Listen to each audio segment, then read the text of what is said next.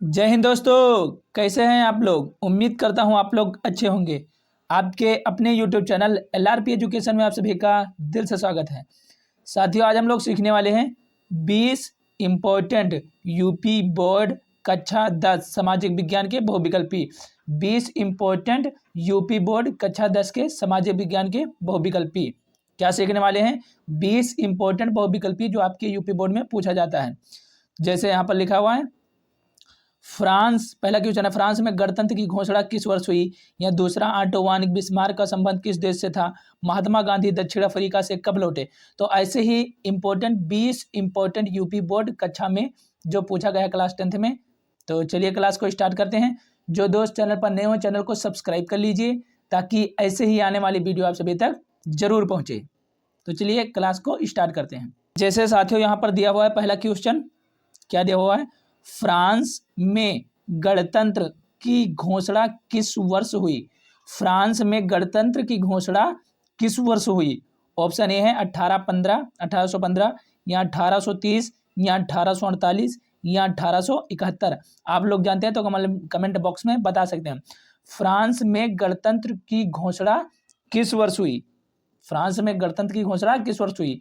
तो इसका right answer हो जाएगा 1848।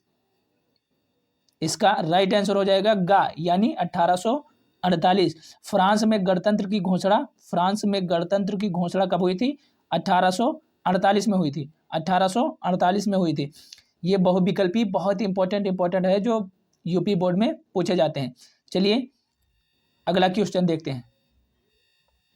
जैसे यहां पर दिया हुआ है साथियों, जैसे यहां पर दिया हुआ है साथियों,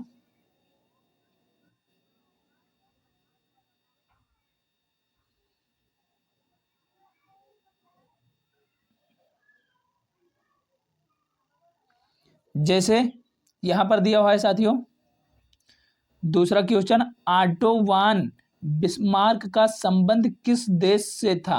ऑटो वान बिस्मार्क का संबंध किस देश से था? पहला है इटली से था, या जर्मनी से था, या फ्रांस से था, या ब्रिटेन से था। इटली से था ऑटो वान बिस्मार्क का संबंध, या जर्मनी से था, या फ्रांस से था, या फिर ब्रिटेन से था। किस देश से उसका संबंध था?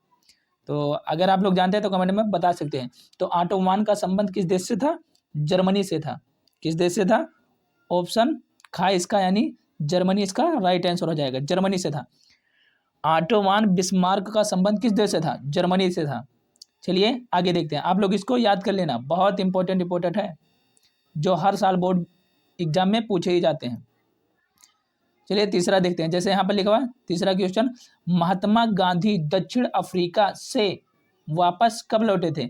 यानी महात्मा गांधी दक्षिण अफ्रीका से वापस कब लौटे थे? दक्षिण अफ्रीका गए थे तो वापस कब लौटे थे? तो इसमें ऑप्शन दिया हो 1914, 1915 या 1918 या 1919 को। महात्मा गांधी दक्षिण अफ्रीका से कब वापस आए थे? भारत कब लौटे थे? तो इसका राइट आंसर हो जाएगा 9 जनवरी 1915। 9 जनवरी 1915। लेकिन जनवरी नहीं दिया हो तो 1915 ही याद रखेंगे और ऐसे ही पूछा जाएगा। 9 जनवरी नहीं पूछता है यूपी बोर्ड में। तो महात्मा गांधी दक्षिण अफ्रीका से वापस कब लौटे थे? 1915 में। 1915 में 9 जनवरी 1915 यानी 1915 में। तो इसका राइट आंसर हो जाएगा ऑप्शन खा, यानी बी, 1915। चलिए आगे देखते हैं।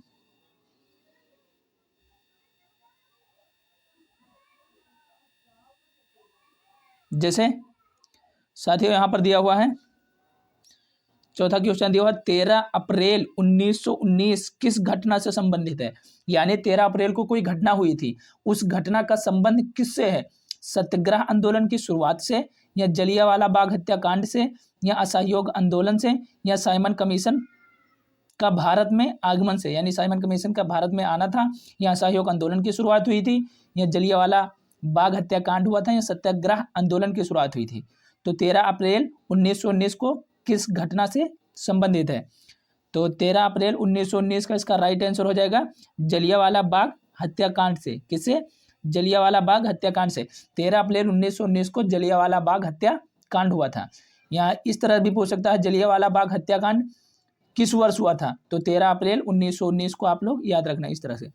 13 अप्रैल 1919 किस घटना से संबंधित है ये पूछ लेगा, या ये पूछेगा कि जलियांवाला बाग हत्याकांड किस वर्ष हुआ था, तो 13 अप्रैल 1919 आप लोग याद रखना। ये पूछेगा तो ये पूछेगा तो ये, इस तरह से 13 अप्रैल 1919 किस घटना से संबंधित है, जलियांवाला बाग हत्याकांड से। चलिए आगे देखते हैं। जैसे यहाँ पर दिया हुआ महात्मा गांधी ने असहयोग आंदोलन कब आरंभ किया, कब आरंभ किया, महात्मा गांधी ने असहयोग आंदोलन कब आरंभ किया, तो यहाँ इस तरह से भी पूछ सकता है, असहयोग आंदोलन किसने आरंभ किया, किसने आरंभ किया, तो महात्मा गांधी ने। तो इसमें दिया हुआ है महात्मा गांधी ने असहयोग आंदोलन कब आरंभ किया, इस तरह से। तो 1919 ईस्वी को, 1920 ईस्वी को, 1922 ईस्वी को, 1923 ईस्वी को, आप लोग बता सकते हैं कमेंट में। तो महात्मा गांधी ने असहयोग आंदोलन 1 अगस्त 1920 ईसा को किया था, शुरुआत 1 अगस्त 1920 को, तो 1920 ईसा दिया हो तो 1920 याद रखेंगे।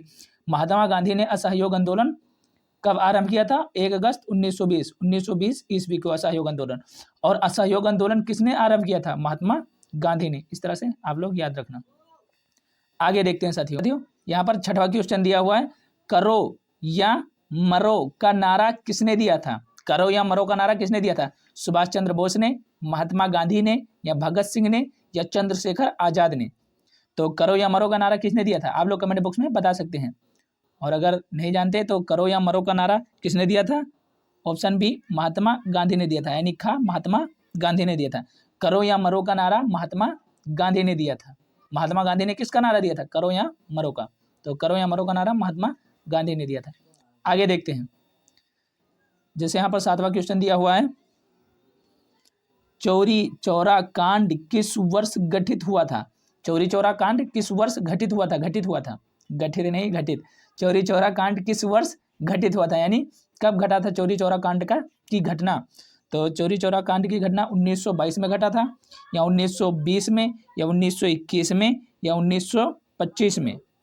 तो इसका राइट आंसर हो जाएगा 4 फरवरी 1922, 4 फरवरी 1922। तो 1922 ही याद रखना आप लोग। चौरी चौरा कांड किस वर्ष घटित हुआ था, 1922 में, 4 फरवरी 1922 में। इसे आप लोग इस तरह भी याद रख लेना कि लास्ट में 2-2 हैं, लास्ट में 2-2 हैं, 1922 इस तरह से, यानी जहाँ पर चा है रा है, यानी 2 बार चा है 2 बार रा है, तो लास्ट में 2-2 एक बार, इस तरह से। तो चौरी चौरा कांड किस वर्ष घटित हुआ था, 1922 में। आगे देखते हैं साथियों, बहुत इंपॉर्टेंट क्लास है ये, क्लास 10th के लिए, बहुविकल्पी। अब देखिए साथियों, यहाँ पर दिया हुआ है 8वां क्वेश्चन, भारतीय राष्ट्रीय कांग्रेस की स्थापना कब हुई थी, यानी भारतीय राष्ट्रीय कांग्रेस की स्थापना कब हुई थी, 1904, या खा 1805, या 1825, या 1885। तो भारतीय राष्ट्रीय कांग्रेस की स्थापना कब हुई थी, 1885 समय हुई थी। कब हुई थी, 1885 में, 28 दिसंबर 1885 को भारतीय राष्ट्रीय कांग्रेस की स्थापना 1885 को हुई थी। किसने किया था, एओ होम ने किया था, 1885 को, और हुई थी 28 दिसंबर को। तो आप लोग इसे याद रखना, भारतीय राष्ट्रीय कांग्रेस की स्थापना 1885 ईस्वी में हुए थे। अब देखिए साथियों, आगे है 9वां क्वेश्चन हमारा, पूना पैक्ट किन 2 नेताओं के बीच हुआ था, यानी पूना पैक्ट किन 2 नेताओं के बीच हुआ था, गांधी जी और अंबेडकर जी के बीच, या गांधी जी और नेहरू के बीच, या गांधी जी और सरदार पटेल के बीच, या नेहरू और सुभाष चंद्र बोस के बीच। तो पूना पैक्ट किन 2 नेताओं के बीच हुआ था, गांधी जी और BR अंबेडकर के बीच हुआ था। इसका राइट आंसर हो जाएगा का, यानी गांधी जी, पहला ही गांधी जी और अंबेडकर के बीच हुआ था। पूना पैक्ट किन 2 नेताओं के बीच हुआ था, गांधी जी और BR अंबेडकर के बीच हुआ था। और पूना पैक्ट किस वर्ष हुआ था, आप लोगों से ये भी पूछ सकता है, पूना पैक्ट किस वर्ष हुआ था, तो पूना पैक्ट किस वर्ष हुआ था, आप लोग जानते हो तो कमेंट बॉक्स में बता सकते हैं। पूना पैक्ट किस वर्ष हुआ था, तो पूना पैक्ट हुआ था, अगर नहीं जानते तो 1932 में हुआ था। पूना पैक्ट हुआ था 1932 में, महात्मा गांधी और BR अंबेडकर के बीच। आगे देखते हैं साथियों, यहाँ पर है साथियों 10वां क्वेश्चन, निम्न में हिंद स्वराज के लेखक कौन है, हिंद स्वराज के लेखक कौन है, महात्मा गांधी, सरदार पटेल, या बाल गंगाधर तिलक, या सुभाष चंद्र बोस। यहाँ से आप लोग इसे मिटा लेना, ये टाइपिंग में एरर है, तो यहीं तक याद रखना, सुभाष चंद्र बोस तक। सुभाष चंद्र बोस तक। तो यानी निम्न में हिंद स्वराज के लेखक कौन हैं? महात्मा गांधी हैं, या सरदार पटेल हैं, या बाल गंगाधर तिलक हैं, या सुभाष चंद्र बोस हैं। इधर इधर है थोड़ा सा, तो आप लोग मिटा लेना। तो निम्न में हिंद स्वराज के लेखक कौन होंगे? महात्मा गांधी होंगे, या महात्मा गांधी ने हिंद स्वराज लिखा था, या सरदार पटेल ने लिखा था, या बाल गंगाधर तिलक ने, सुभाष चंद्र बोस ने लिखा था। तो हिंद स्वराज किसने लिखा था? इसका ऑप्शन का यानी ऑप्शन पहला ही राइट हो जाएगा, महात्मा गांधी ने लिखा था। हिंद स्वराज के लेखक कौन है? महात्मा गांधी है। हिंद स्वराज के लेखक कौन है? महात्मा गांधी है। चलिए अगला क्वेश्चन देखते हैं। तो चलिए साथियों अगला देखते हैं। यहाँ पर है 11वां क्वेश्चन, औद्योगिक क्रांति किस देश से प्रारंभ हुई थी? औद्योगिक यानी औद्योगिक नहीं, यहाँ पर औद्योगिक औद्योगिक क्रांति होगा, औद्योगिक क्रांति होगा, यहाँ पर दा की जगह दा होगा। तो औद्योगिक याद रखना आप लोग। औद्योगिक क्रांति किस देश से प्रारंभ हुई थी? अमेरिका से, रूस से, इंग्लैंड से, या भारत से? औद्योगिक क्रांति किस देश से प्रारंभ हुई थी? 11वां का राइट आंसर क्या होगा? औद्योगिक क्रांति किस देश से प्रारंभ हुई थी? अमेरिका से, यहाँ औद्योगिक ही लिखना, अमेरिका से, या रूस से, या इंग्लैंड से, या भारत से? तो औद्योगिक क्रांति किस देश से प्रारंभ हुई थी? इंग्लैंड से। किस देश से हुई थी? इंग्लैंड से। गा इंग्लैंड से, इसका राइट आंसर हो जाएगा गा इंग्लैंड से। औद्योगिक क्रांति किस देश से प्रारंभ हुई थी? तो इंग्लैंड से प्रारंभ हुई थी, इंग्लैंड से प्रारंभ हुई थी। आगे देखिए साथियों, अगला है साथियों 12वां क्वेश्चन, 1885 ईस्वी में भारत की पहली जूट मिल लगाई गई थी। अभी हम लोगों ने देखा था 1885 में क्या हुआ था? राष्ट्रीय कांग्रेस की स्थापना हुई थी, भारतीय राष्ट्रीय कांग्रेस की स्थापना हुई थी 1885 में, ए.ओ. होम ने की थी 28 दिसंबर को। और यहाँ पर है 1885 ईसा में भारत की पहली जूट मिल लगाई गई। तो किस राज्य में लगाई गई थी? गुजरात में, उड़ीसा में, पंजाब में, या बंगाल में? 1885 ईसा में भारत की पहली जूट मिल लगाई गई, जूट मिल लगाई गई 1885 ईसा में भारत की पहली जूट मिल लगाई गई। किस राज्य में? गुजरात में, उड़ीसा में, पंजाब में, या बंगाल में? तो इसका राइट आंसर हो जाएगा साथियों घा यानी बंगाल में। 1885 ईसा में भारत की पहली जूट मिल लगाई गई थी बंगाल में, बंगाल में। आगे देखते हैं साथियों। साथियों बहुत इंपॉर्टेंट बहुविकल्पी हैं जो सीधा बोर्ड एग्जाम में देखने को मिलेगा। आगे देखिए साथियों, यहाँ पर है 13वां है, सूती कपड़ा मिल की रूपरेखा रखी गई। यानी सूती कपड़ा मिल की रूपरेखा रखी गई थी।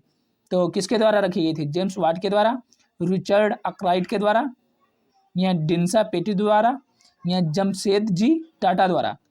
सूती कपड़ा मिल की रूपरेखा रखी गई थी तो किसके द्वारा? जेम्स वाट के द्वारा, जेम्स वाट के द्वारा, रिचर्ड आर्कराइट के द्वारा, डिंसा पेटी द्वारा, या जमशेद जी टाटा द्वारा? तो इसका राइट आंसर हो जाएगा साथियों खा। इसका राइट आंसर हो जाएगा खा, रिचर्ड आर्कराइट के द्वारा, रिचर्ड आर्कराइट के द्वारा। इसका राइट आंसर हो जाएगा खा, रिचर्ड आर्कराइट के द्वारा। सूती कपड़ा मिल की रूपरेखा रखी गई थी रिचर्ड आर्कराइट के द्वारा। आप लोग इसे कॉपी में लिख लेना और याद कर लेना, ये जरूर से जरूर पूछे जाएंगे यूपी बोर्ड में। आगे देखते हैं साथियों, 14वां है, जापान की सबसे प्राचीन पुस्तक का क्या नाम है? जापान की जो सबसे प्राचीन पुस्तक है उसका नाम क्या है? बाइबिल, डायमंड सूत्र, पिकविक, या चैप बुक? तो जापान की सबसे प्राचीन पुस्तक का क्या नाम है? आप लोग बता सकते हैं, बाइबिल, या डायमंड सूत्र, या पिकविक, या चैप बुक?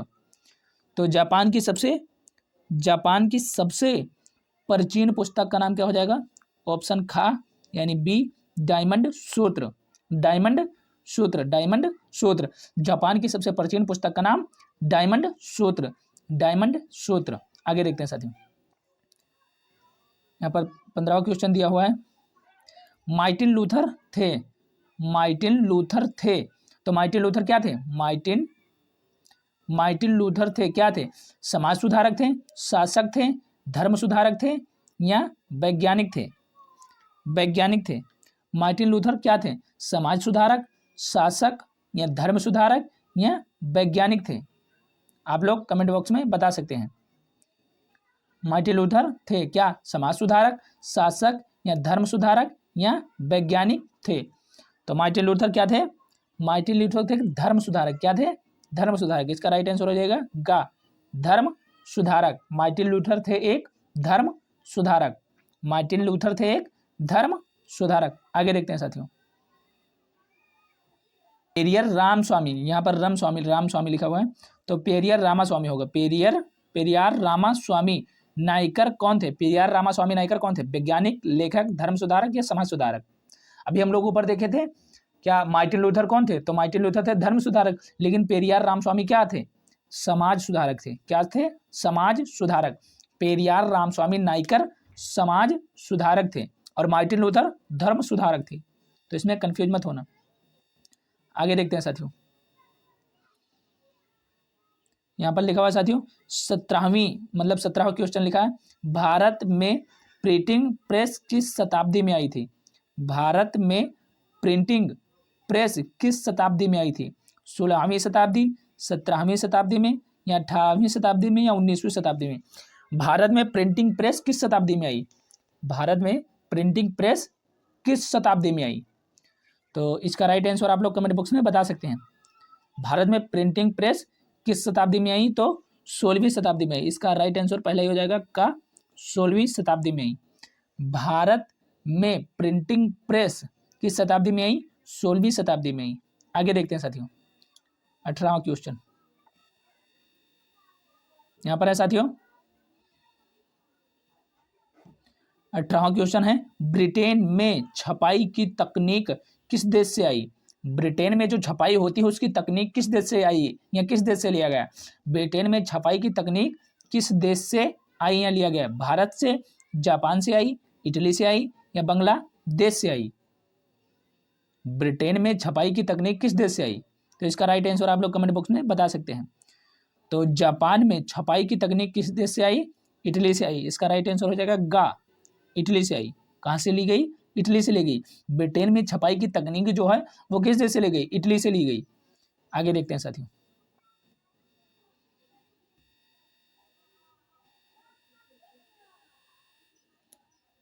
आगे देखते हैं साथियों 19वां क्वेश्चन क्या है, हाथ के कागज पर हस्तलिखित पुस्तकों को कहा जाता है?